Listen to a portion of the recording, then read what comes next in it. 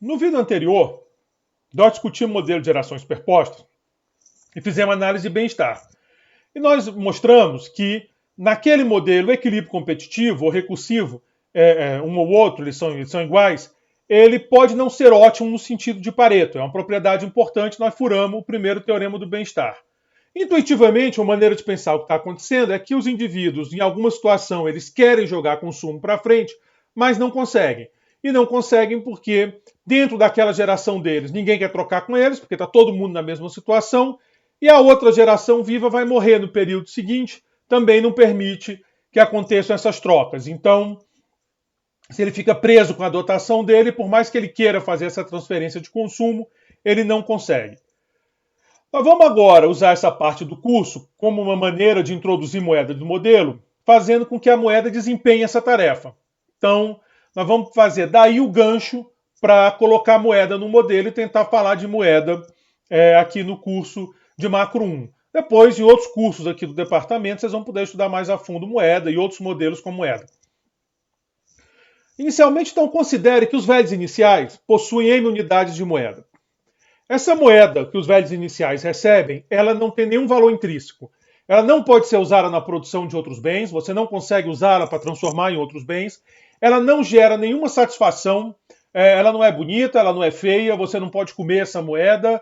Ao contrário de outros modelos que botam na função utilidade, gera utilidade. Aqui não acontece isso.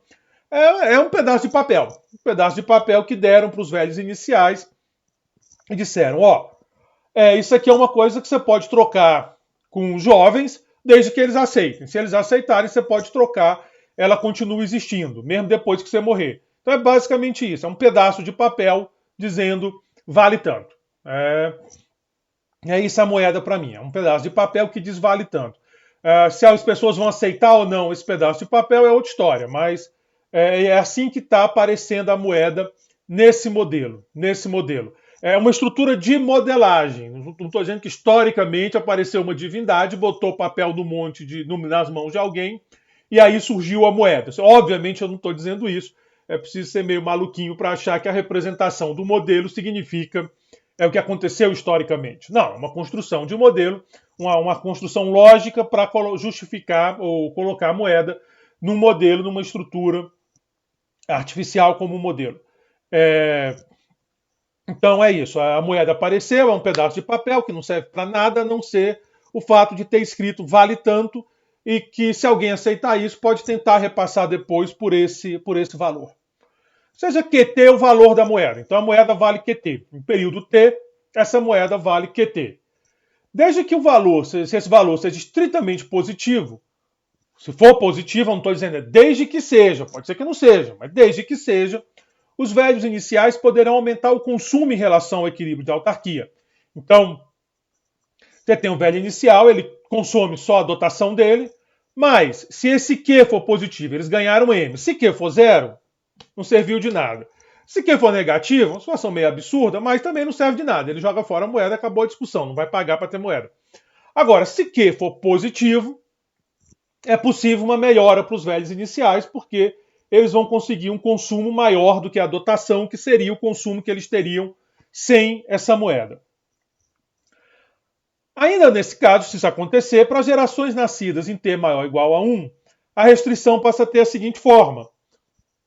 Você tem o período inicial, quando você é jovem, você recebe ETT, você pode comprar moeda, então você paga QT por unidade de moeda que você comprar, e você pode poupar, ST.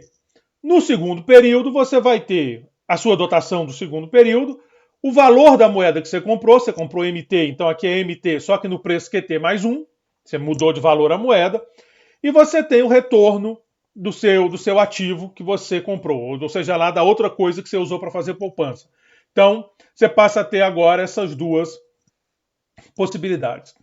M, então, é a demanda por moeda. Então, os jovens vão decidir se compram moeda desses velhos iniciais, e a cada período o problema se repete. Se o jovem comprou moeda, ele tem moeda, e ele vai querer negociar com a próxima geração. Então, esse é o setup do modelo. Apareceu a moeda para uma divindade, sei lá, entregou moeda para os velhos iniciais.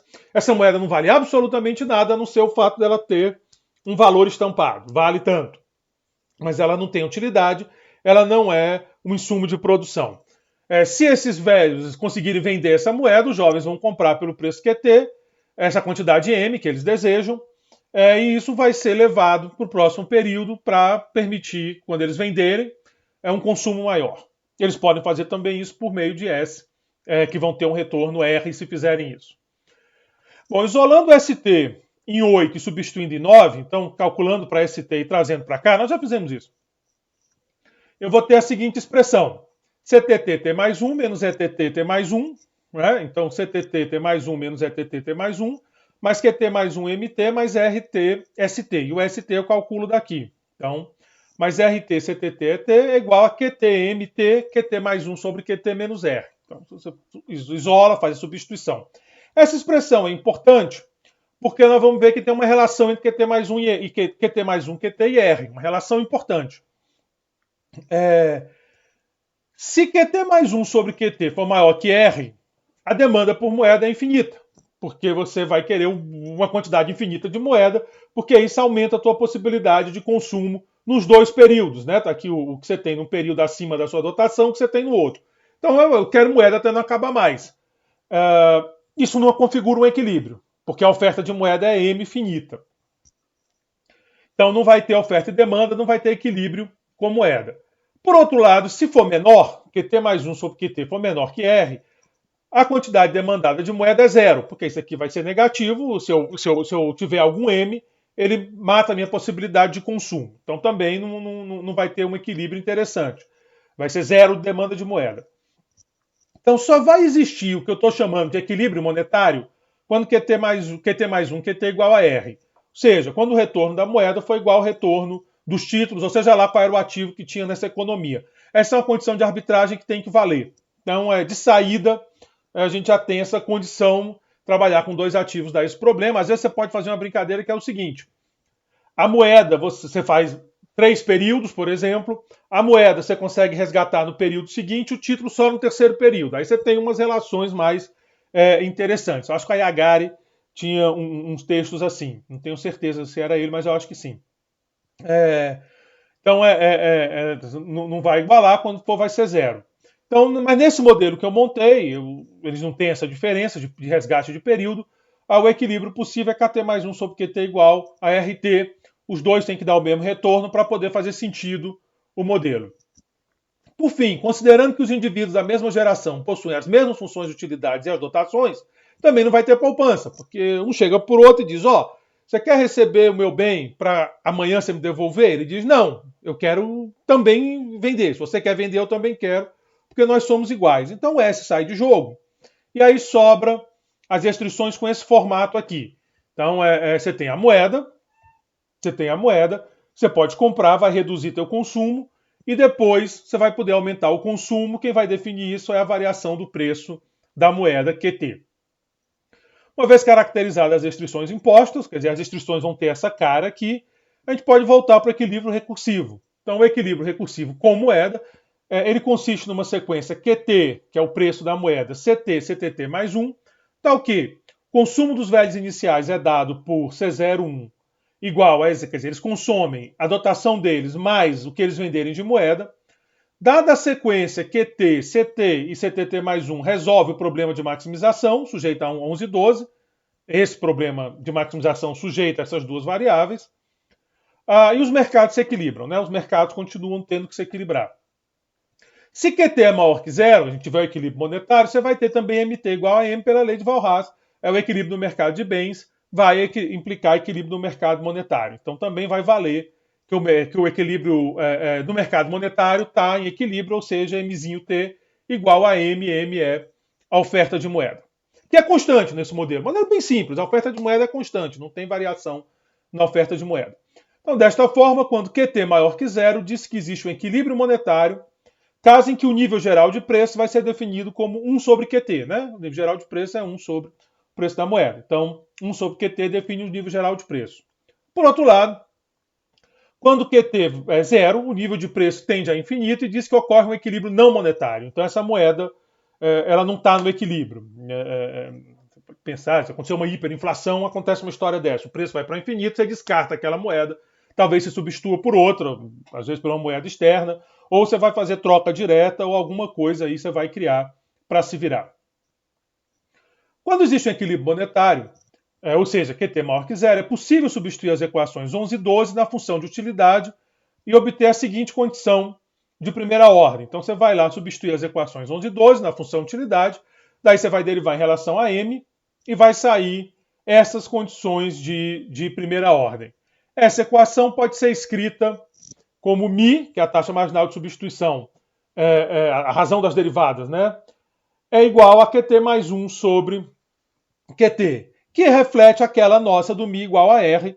A gente sabe que o R é QT mais 1 sobre QT, só que agora a dotação inicial está ajustada pela moeda.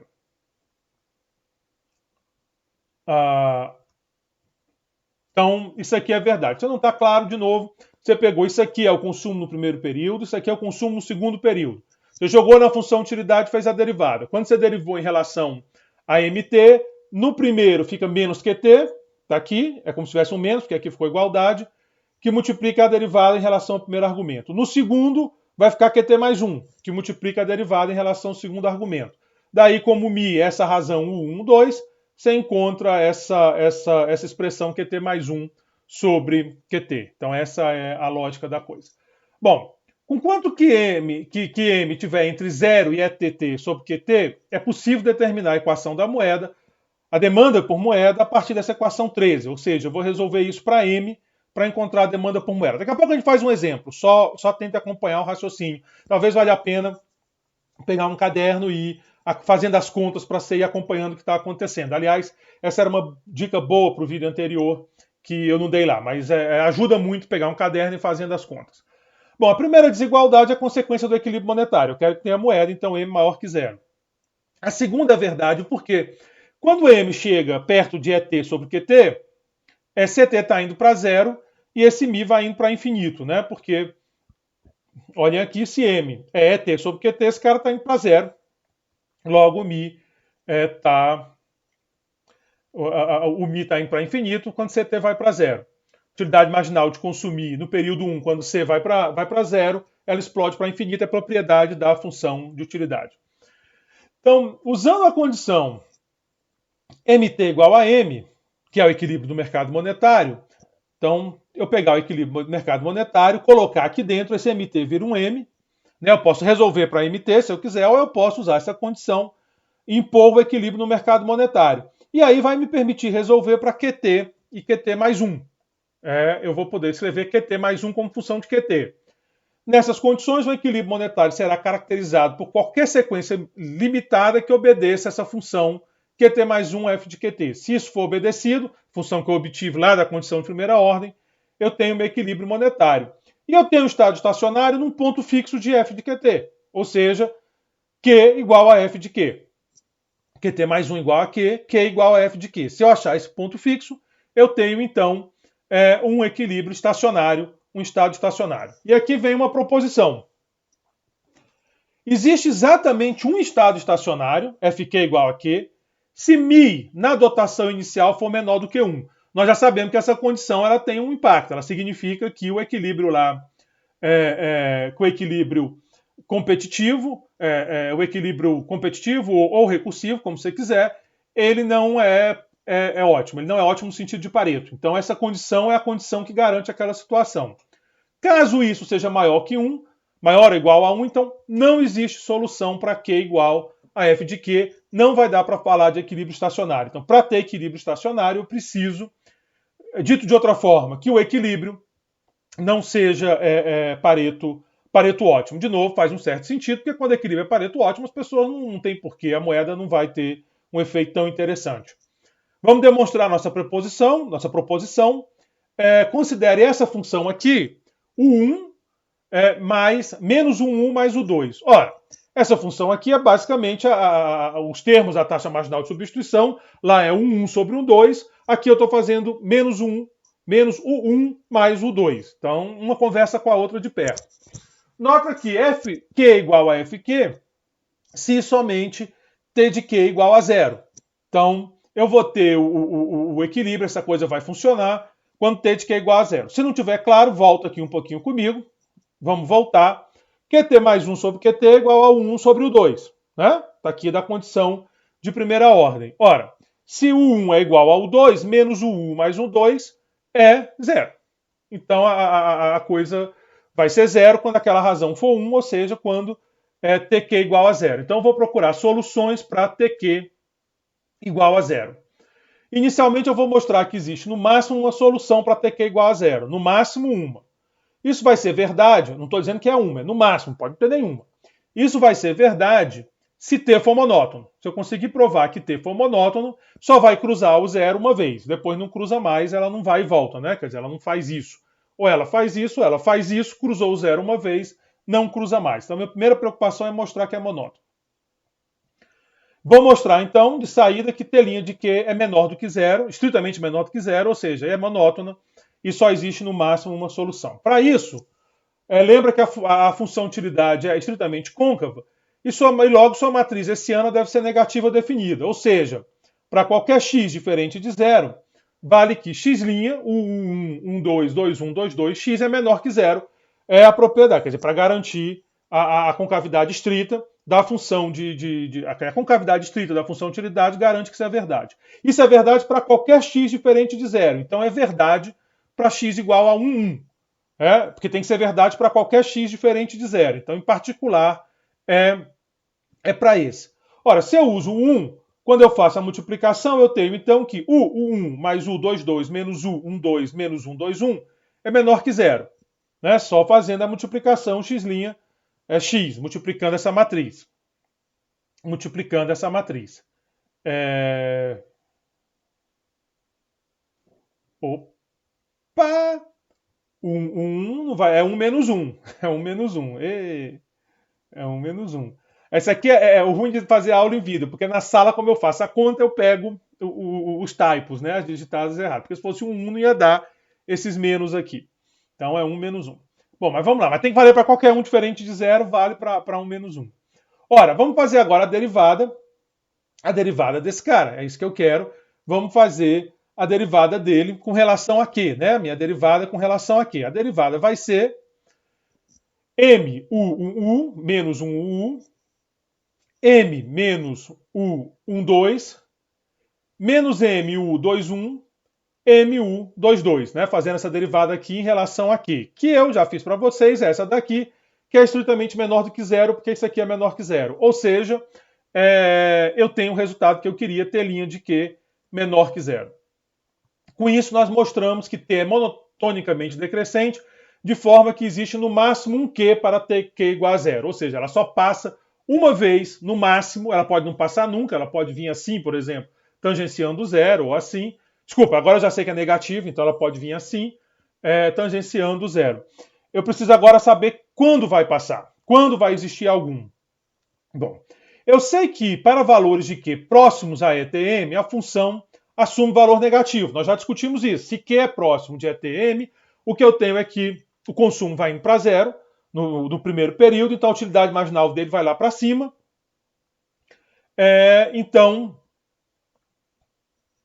Então esse U vai ser muito alto. Como ele entra negativo no T, o T vai ser negativo. Então eu sei que ela começa. Eu sei que ela. Não, começa não, desculpa. Eu sei que ela tem valores negativos para Q próximo de ET sobre M. Então, para Q próximo de ET sobre M, TQ tem valores negativos.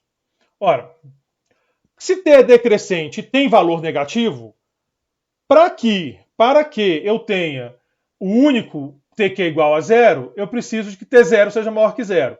Então, está aqui a função, eu quero que ela corte uma vez. Eu sei que ela chega no lado negativo. Então, de novo, está aqui a função, ela está no lado negativo, eu sei que ela chega aqui. Se ela já sair do lado negativo, não vai ter corte nenhum, ela vai embora negativo. Mas se ela sai do ponto positivo, se T0 é 0, então ela vai cortar uma vez esse eixo do 0. Então é isso que eu quero saber, se T de 0 é maior que 0. Ora, o que é T de 0? T de 0 é só botar o 0 lá, é só fazer o Q igual a 0. Então é só vir aqui na definição de T, e botar 0. Vai ficar o 1 é T, T é TT mais 1, o 1 na dotação inicial, o 2 é TT mais 1. Então, vai ser maior que 0 se esse termo aqui for maior que zero.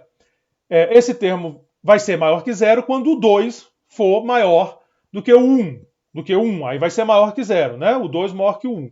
Que é exatamente a condição para que mi é o 1 sobre o 2. Então, se isso é verdade, mi é menor do que 1, e eu mostro meu argumento. Então, o que eu estou dizendo para vocês é que essa condição aqui, que é aquela mesma condição da não eficiência do equilíbrio, do sentido de Pareto, ela também é a condição para a existência do estado estacionário, que se existir, vai ser único. Então, tem uma boa notícia aqui para a gente.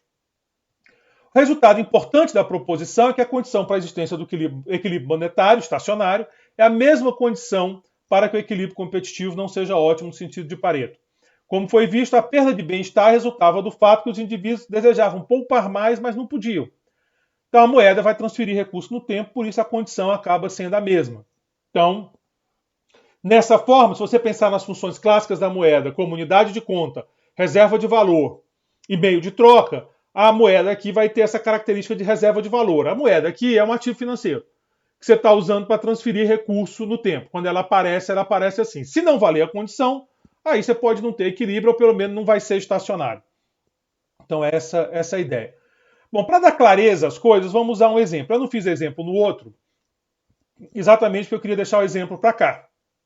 O outro eu queria mais conceitual. Mas agora vamos botar a mão na massa para fazer um exemplo, para dar sentido, ou pelo menos deixar mais concreta essa nossa discussão. Eu vou supor essa função logarítmica, a gente gosta de trabalhar com logaritmo, beta que é um fator de desconto, eu valorizo o presente, uma hipótese bem razoável. Então está aqui a minha funçãozinha log bonitinha, toda organizada.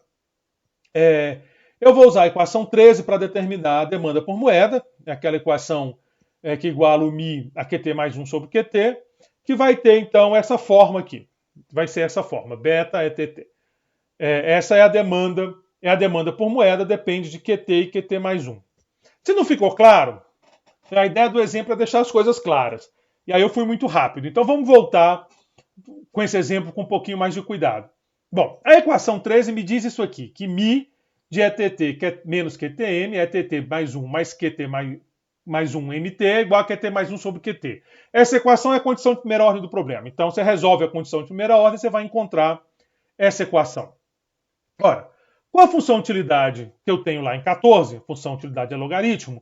Então, a U1 vai ser 1 sobre CTT, a U2 vai ser beta sobre CTT mais 1, né? Uma soma de logaritmo. Quando eu fizer um sobre o outro, vai ficar 1 sobre CTT, aqui beta sobre CTT mais 1, então vai ficar CTT mais 1 sobre beta CT. Então vai ficar CTT mais 1, que é esse cara aqui, é TT mais 1 mais QT mais 1 MT, esse aqui é o consumo quando velho, sobre beta, consumo quando novo, é igual a QT mais 1 sobre QT.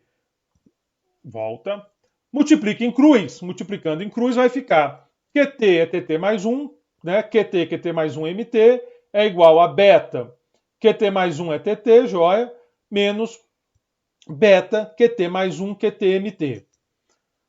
Deixando o M do lado esquerdo, o M fica aqui, esse M vem para cá, então vai ficar QTT mais 1 MT, QTT mais 1 MT com beta, então é 1 mais beta QTT mais 1 MT, e para cá vai ficar beta é TT, QT mais 1, que é esse cara aqui, menos esse daqui, que é ET, T mais 1, QT.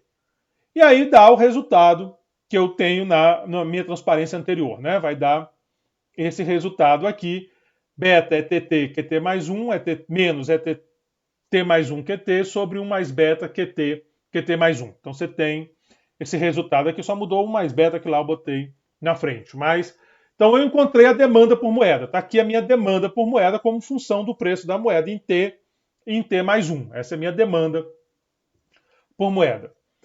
Suponha, e agora vamos fazer brincadeira com isso, a demanda por moeda está aqui. Demanda por moeda é esse cara.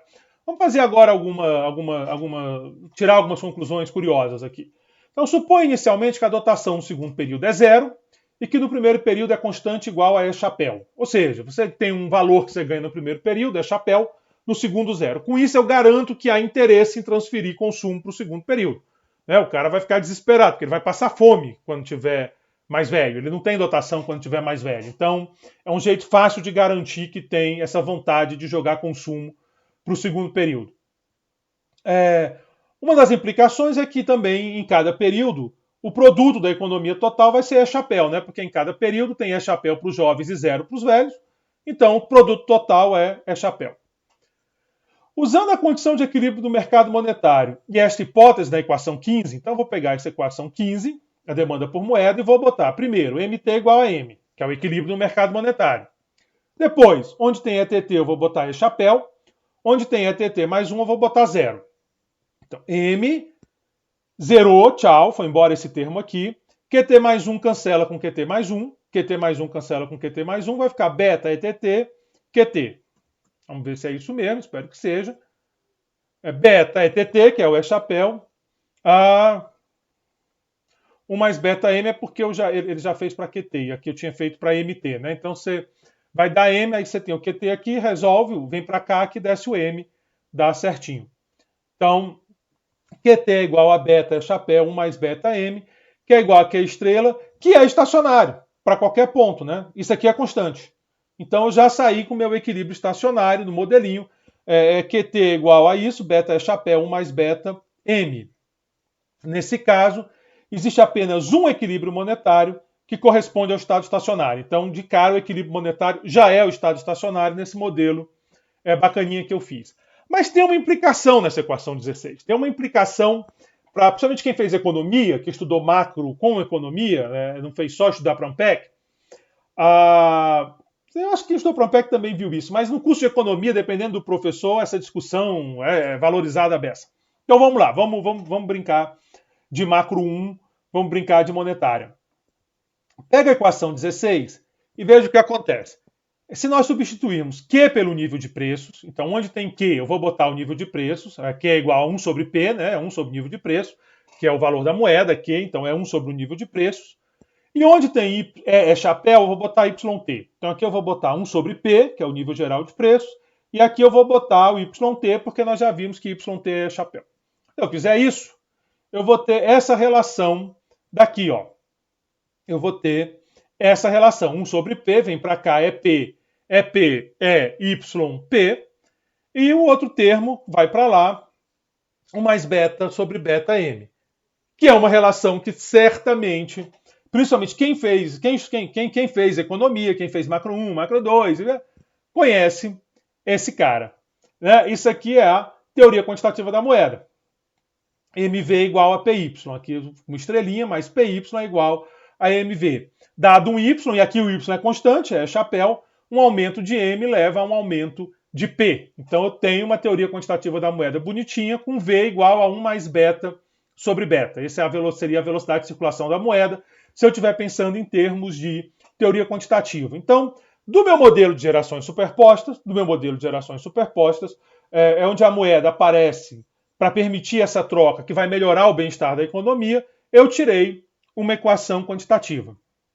Né? P estrela é igual a 1 sobre Q estrela, e é uma teoria quantitativa da moeda. Está aqui ela. Em particular, essa proporcionalidade entre MP, que é a marca registrada da teoria quantitativa, ou seja, o nível de preços é uma proporção da quantitativa de moeda. Finalmente, se nós quisermos também determinar a riqueza da economia, é QTM. Né? A poupança se dá em termos de M, então é QTM que, substituindo no equilíbrio, é beta chapéu sobre 1 mais beta. Então, eu tenho aqui os resultados importantes, mas eu quero centrar na teoria quantitativa. A combinação de hipóteses que nós usamos ali levou a alguns resultados particulares. Existe um único equilíbrio que é estacionário, o nível de preço é determinado como uma proporção do estoque de moeda e a poupança é uma fração constante da renda. Então nós temos, né, constante da renda, porque a renda é chapéu. Então é beta 1 sobre beta, constante da renda, que também é uma hipótese. Lá no começo do curso a gente fez essa hipótese, o sigma aqui, beta 1 sobre beta. Então você vê que a gente, usando um modelinho, mas um modelinho de otimização, um modelinho arrumadinho, de trocas, nós conseguimos gerar resultados que vivem aparecendo aí em economia, em particular a proporcionalidade entre moeda e preço, a teoria quantitativa, e a poupança como proporção, a proporção da renda. Saiu tudo de um modelinho bem arrumadinho. Então, quem quiser justificar isso com o modelinho, acabou de ver que dá para fazer. Bom, Se há uma discussão que aparece, essa discussão que é meio descabida, mas sempre aparece, é essa história de é ortodoxo, é heterodoxo, é não sei o quê, vai fazer isso, vai fazer aquilo.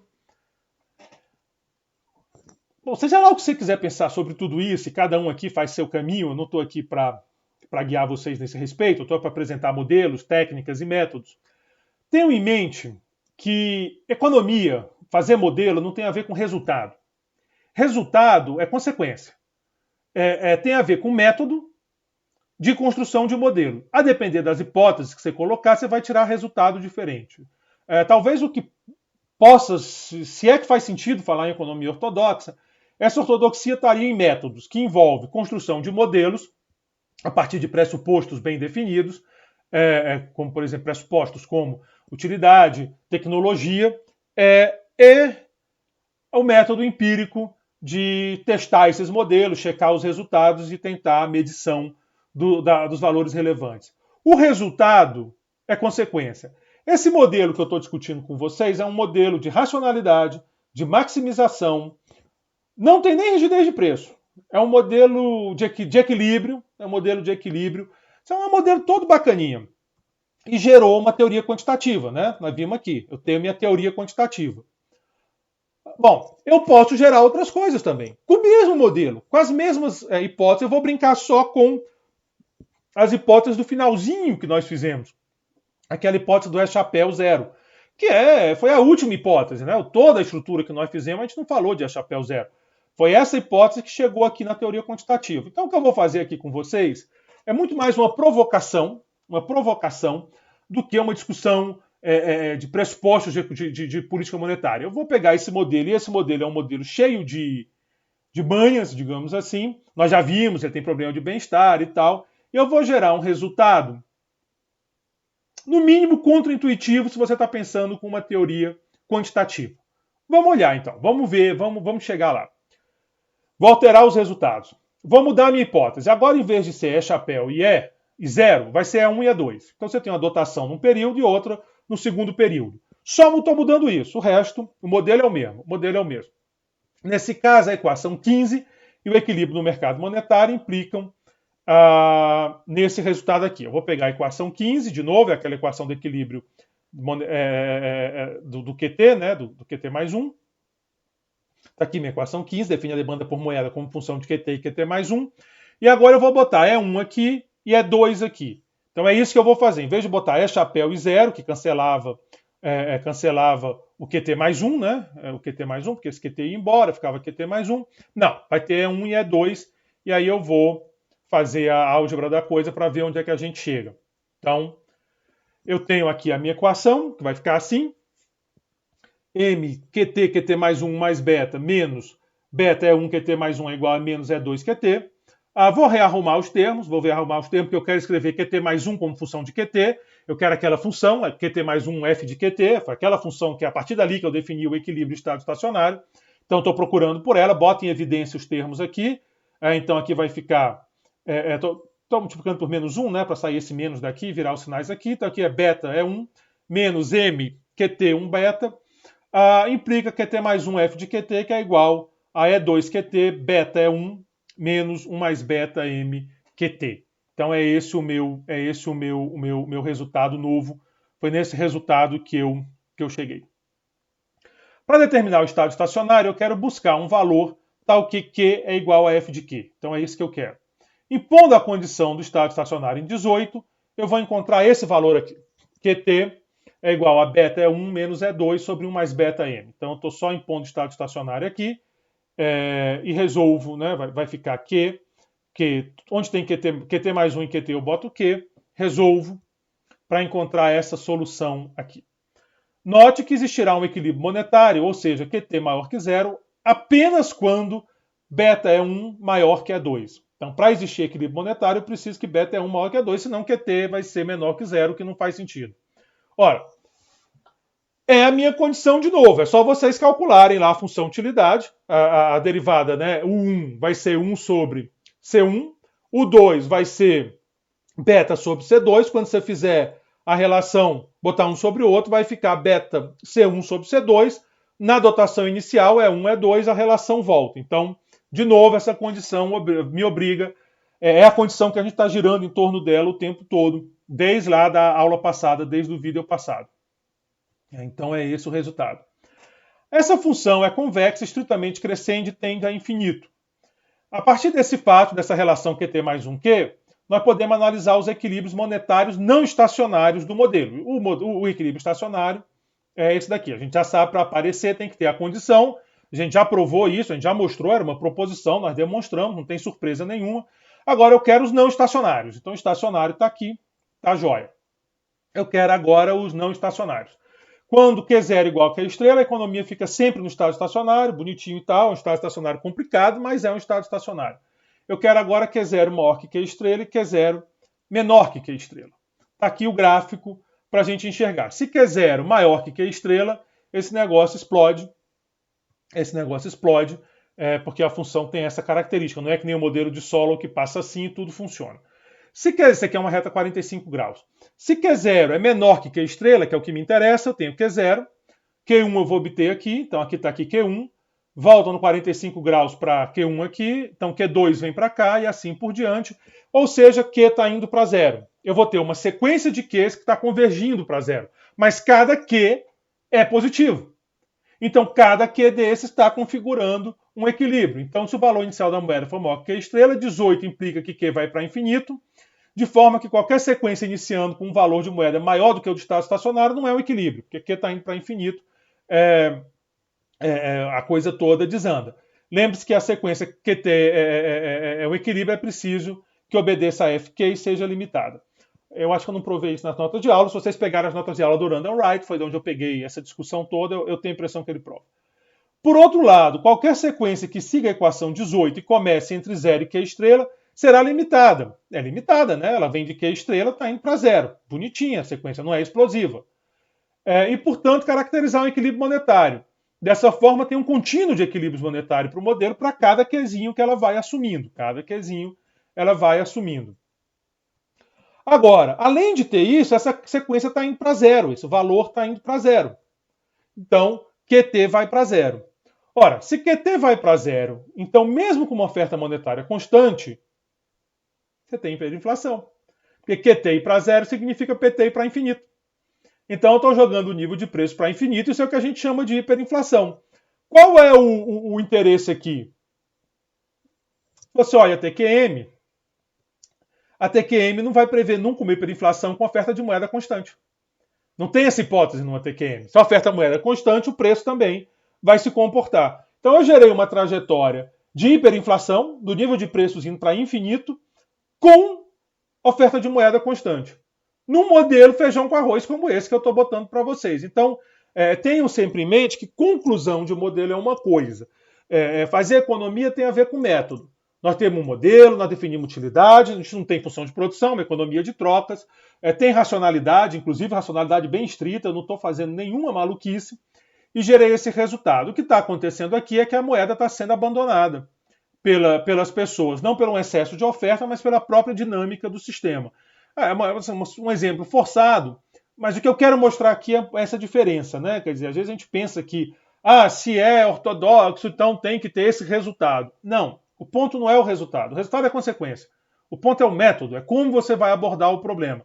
Se você aborda o problema tentando dar uma abordagem de modelagem, mas uma modelagem que considera a racionalidade ou alternativa, não precisa ser uma racionalidade tão estrita, mas você não está jogando regras do céu, do tipo, eu consumo 8% da minha renda. Por quê? Sei lá, por hipótese.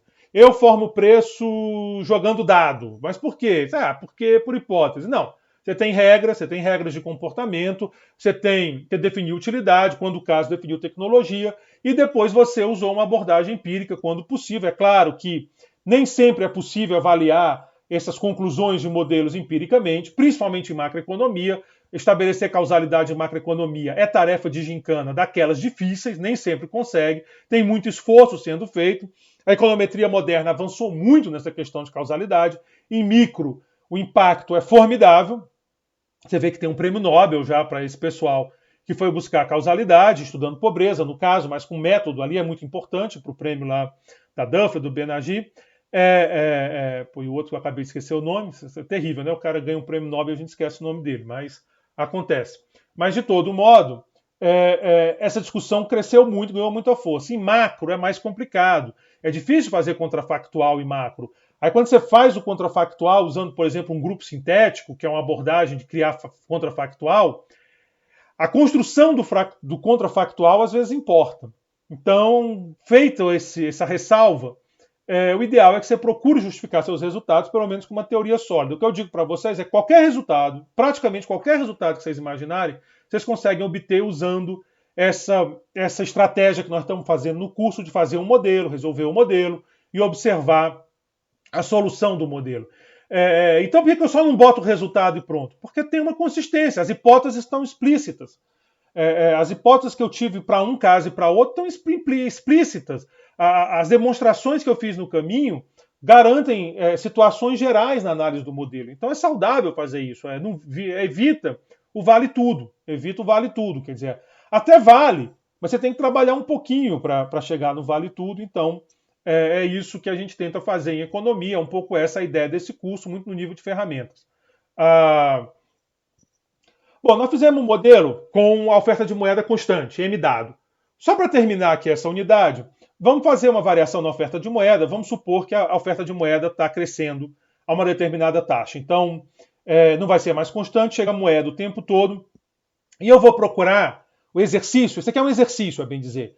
O exercício é procurar por condições que garantam a proporcionalidade entre nível de preços e moeda. Ou seja, eu quero saber quais são as condições que geram aquele resultado de TQM, de que o nível geral de preço é proporcional ao estoque de moeda. Sob que condições isso vai acontecer? Considere então que a oferta de moeda cresce uma taxa Z, MT mais 1 é igual a ZMT. De novo, é uma taxa bruta, né, como se fosse 1 mais a taxa. Por simplicidade, assuma que a cada período essa moeda emitida é distribuída lump sum entre os velhos. Então, a cada período apareceu mais moeda, e os velhos recebem essa moeda lump sum. Então é assim que funciona, para a gente não ter que entrar numa discussão mais complexa de como a moeda chega na economia. Então é um helicopter money, só que a moeda cai só na cabeça de velho, não cai na cabeça de jovem. Então as restrições orçamentárias agora passam a ter a seguinte forma: quando você é jovem, você compra uma quantidade de moeda dos velhos, é o MT, mas quando você é velho, além dessa quantidade de moeda que você comprou, você vai ganhar uma transferência, que é tal T. Então você tem MT, tal T, que você vai, o preço é QT mais 1, então você vende essas moedas para poder consumir. Então essa é a nova estrutura do modelo. Tal T é a quantidade de moeda que o indivíduo recebe quando velho. O equilíbrio do mercado monetário exige que MT igual, Mzinho T igual a Mzão T, né? Oferta igual à demanda de moeda. Enquanto que, por definição, vale que tal T, MT mais 1 menos MT, que é igual a Z menos 1 MT, né? Porque o tal T vai ser a variação exata na oferta de moeda. Com essas considerações, a condição de primeira ordem pode ser escrita nesse formato. De novo, eu estou só substituindo onde tem o Mzinho T, eu estou botando o Mzão T. Aí vou usar a função utilidade, usar a hipótese das dotações serem constantes, 1 é 2. Vou substituir para obter a taxa marginal de substituição, vou considerar as funções de utilidade, aquela função de utilidade. Se ela não é log linear, eu não sei porque eu botei aqui, ela é log, é uma função logarítmica, e aí eu vou ter essa forma aqui, QT mais 1 é igual a E2 QT, beta é 1 menos E mais beta MT QT. Nós já fizemos esse tipo de conta aqui no primeiro modelo, quem não está seguro pode refazer a conta. Como o MT está mudando no tempo, complicou para equilíbrio estacionário, né? Porque esse MT está crescendo aqui no tempo, então meio que bagunçou a ideia de equilíbrio estacionário. Entretanto, nós vamos buscar essa solução que atenda à proporcionalidade e nível de preço de estoque de moeda. Volto a dizer, isso aqui é um exercício. Eu quero só essa solução, quero só brincar um pouco mais com esse modelo, provocar um pouco mais o modelo. Então eu quero uma condição que tem essa característica aqui, ó. PT é uma constante vezes MT para todo T, com essa constante, esse φ aí maior, esse psi, né, maior que zero. Para chegar a essa solução, basta inserir na equação 24 essa condição aqui. Então vou lá para a minha equação 24, que é essa equação que caracteriza o equilíbrio, QT mais 1 como função de QT, e vou botar a minha condição. A minha condição é que eu estou buscando, de proporcionalidade. Então eu vou chegar lá, colocar esse cara. Então, QT mais 1 sobre QT vai ser igual a E 2, beta é 1 menos E mais beta MT, 1 sobre psi sobre MT. que é o QT, né? Eu estou só resolvendo essa equação. Aqui eu tenho psi-MT, psi-EMT, que é QT mais um QT. Acho que é isso mesmo, depois eu tenho que checar. É 2, e estou refazendo. Eu vou cancelar.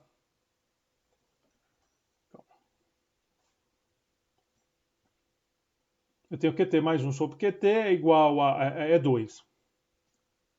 Aqui tá. Eu vou. Não, não. Então o que eu estou fazendo é um pouquinho diferente, porque o que eu estou fazendo.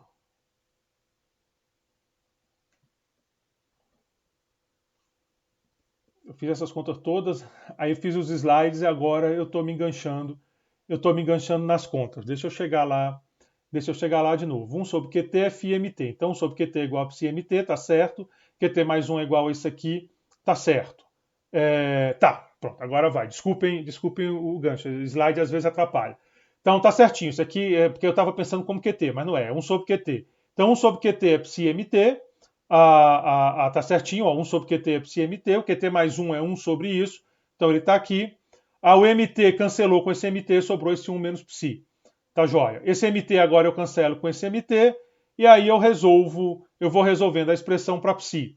Então esse psi aqui vai existir quando ele é Z mais beta, sobre beta é menos 1 é 2Z, e ele vai ser positivo, que é o que eu quero, quando beta é 1 for maior, que é 2Z. Então, a partir da equação 25, é possível concluir que existirá φ maior que 0, psi maior que 0, se somente se Zmi é menor que 1. É menor que 1, de novo. O que me atrapalhou aqui foi que isso aqui é 1 sobre Q, né? Então, na realidade, o Q é 1 sobre isso. Então, dá certinho essa conta. E aí você tem essa relação aqui, que é uma condição generalizada da existência do equilíbrio monetário estacionário. Lá no equilíbrio monetário estacionário, como não tinha crescimento da moeda, Z era 1, a condição era essa. Agora, com o crescimento da moeda, eu só ajusto por esse Z. Bom, com isso, eu falei de gerações superpostas. O modelo aqui de gerações superpostas ele é para não passar em branco, para vocês verem esse modelo, pelo menos, porque agora o curso vai entrar na sua parte de crescimento econômico, que originalmente era um curso inteiro. Então, nós tiramos um pedaço do curso para apresentar para vocês as técnicas de solução dos modelos dinâmicos. Ali, eu espero que vocês tenham incorporado essas técnicas. Isso é importante para quem quer seguir em macro, mas mesmo para quem vai para outras áreas, quem vai trabalhar com organização industrial, por exemplo, vai precisar desse tipo de técnica. Então, é uma ferramenta importante para todos os economistas. Geração superpostas é uma classe de modelo que abre um horizonte imenso de modelagem, principalmente para quem está pensando em políticas públicas, por conta dessa questão de possibilidade de ganho de bem-estar. E aí eu fiz essa parte de moeda para não me implicarem dizendo que meu curso de macro não tem moeda. Eu, particularmente, sou muito crítico da maneira que se modela moeda em macroeconomia. Vocês imaginem que se você pensa em moeda como meio de troca, você está fazendo uma modelagem de meio de troca com um modelo que não tem troca. Porque o modelo não tem troca, todo mundo igual no modelo. Só isso já é um negócio meio doido, entendeu? Para ter troca, você precisa de bens diferentes e você precisa de pessoas diferentes. Só tem um cara, não tem troca. Se tem mais de um cara e só tem dois bens, também a troca é boba, não precisa de meio de troca, só tem laranja e maçã. Você vai trocar laranja por maçã e acabou a discussão. Você não precisa de uma moeda como meio de troca funcionando aí. Você vai pegar sua laranja, trocar por sua maçã. Então, não faz muito sentido. Para ter troca, para poder precisar de um meio de troca, aquela ideia da dupla coincidência que vem lá do Adam Smith, eu preciso de ter pelo menos 3 bens. Pelo menos 3 bens, né? Aí sim, você arrisca assim, eu tenho laranja, te encontro, você tem maçã. Eu chego para você e digo, quer trocar laranja por maçã? Você diz, não, eu quero trocar minha maçã por abacaxi. Digo, mas eu não tenho abacaxi. Então eu vou encontrar alguém que queira minha laranja para me dar um abacaxi para te procurar. E aí vem o problema da dupla coincidência lá do Smith, e aí vem essa ideia de moeda como meio de troca. Não dá para fazer isso em modelo agregado de macro, fica claro. Mas fica pior. Mesmo que você faça essas hipóteses, Vou fazer um modelo com 3 bens e, sei lá, 3 agentes para ter esse problema de coincidência. Em economia, como é que você modela essas trocas? Pensa no curso de micro, esquece macro. Vai lá para o curso de micro, tem I bens e H agentes. Como é que faz esse encontro para ter trocas? Quer dizer, eu sou um desses agentes, eu tenho dinheiro, ou tenho, sei lá, alguma coisa que todo mundo quer e eu quero uma camisa. Sei lá, eu quero uma camisa do Botafogo, para ir torcer pelo Botafogo. Mas eu não encontro, eu sou gordo, não tem camisa do Botafogo do meu tamanho. Aí vamos supor que num bairro distante, eu estou aqui em Brasília, então vamos supor Taguatinga, que é uma satélite, mas é longe de onde eu estou. Tem um cara querendo vender a camisa do Botafogo para gordo no preço que eu quero pagar. Então o cara tá lá doido para vender a camisa do Botafogo, sei lá, por R$100, e eu tô doido para pagar. Eu pago mais de 100, eu pago 150 na camisa do Botafogo para gordo, que eu quero ir pro estádio torcer. Tem um problema, eu não sei que lá em Taguatinga tem essa loja. Eu não sei que tem essa loja lá em Taguatinga. Como é que você resolve esse problema em microeconomia? Quer dizer, eu quero comprar por 100, ele quer vender por 100, mas a gente não consegue realizar a transação porque a gente não se encontra, um não conhece o outro. Eu não sei que tem aquela loja lá em Taguatinga e ele não sabe que tem um gordo aqui na Asa Norte querendo a camisa. Bom, em microeconomia você resolve isso com a figura do leiloeiro valrasiano, que é basicamente o seguinte: eu levo para o leiloeiro as minhas ofertas e demandas. Eu digo, olha, eu tenho aula de economia, oferto aula de economia, e eu quero camisa do Botafogo para gordo e quero mais um monte de coisa. O leiloeiro anota e ele vai lá no sistema dele e ele faz esse matching.